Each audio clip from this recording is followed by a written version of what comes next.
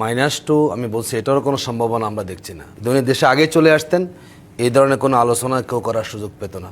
-2 জায়গাটিতে যদি আমি আপনার সাথে আলোচনা করি, এই মুহূর্তে সবচাইতে বড় রাজনৈতিক দল বাংলাদেশের প্রেক্ষাপটে বিএনপি, এবং এর পরে আসলে যারা সব অন্যতম জনপ্রিয় সেটি জামায়াত ইসলামী। তাহলে বিএনপির এই নেতা শীর্ষস্থানীয় তিনি যদি আসলে না আসেন দেশে, জামাত সেখানে লাভবান হবে এবং সেই ষড়যন্ত্রের পেছনে আসলে জামাতেরও নাম হতে পারে, সেই সম্ভাবনা আছে কি?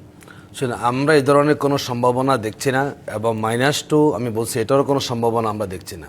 আমরা মনে করি দেশ একটা সুন্দর অবস্থানে আছে। হ্যাঁ, আইন শৃঙ্খলা পরিস্থিতি কিছুটা আমাদের এখনও আমরা উত্তীর্ণ হতে পারিনি, কিন্তু দেশ নির্বাচনের মুডে চলে যাচ্ছে।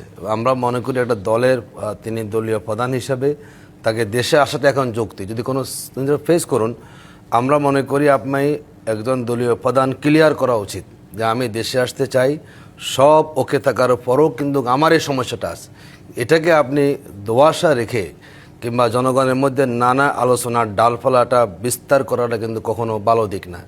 উনি দেশে আগে চলে আসতেন, এই ধরনের কোনো আলোচনা কেউ করার সুযোগ পেত না।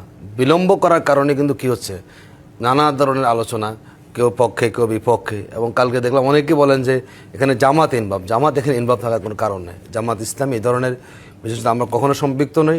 আমরা মনে করি সকল দল তার মতো করে দেশে কাজ করবেন, এবং আমাদের যে গণতন্ত্র পুনরুদ্ধারে সবাই সেখানে ভূমিকা রাখবেন, দেশের সুন্দর গণতান্ত্রিক পরিবেশ তৈরি হবে। কিন্তু জামাত কি তাহলে মনে করছে তারেক রহমানের এই দেশে ফেরত আসা নিয়ে আসলে পর্দার অন্তরালে সত্যি করে কোনো নেগোসিয়েশন চলছে দেশে না, কিংবা বিদেশে? সেটা আমরা মনে করি, সেটা কোনো ক্লিয়ার করুক, যে আমি ক্লিয়ার বলুক যে আমি আসতে চাচ্ছি, আমার দেশের মাটি আমার জন্য ওকে, আমার সবই ঠিক। কিন্তু এই কারণে ক্লিয়ার করতে হবে না। ক্লিয়ার না করে বিভিন্ন আলোচনার ডালপালা বিস্তার করাটা কোনো যৌক্তিক না।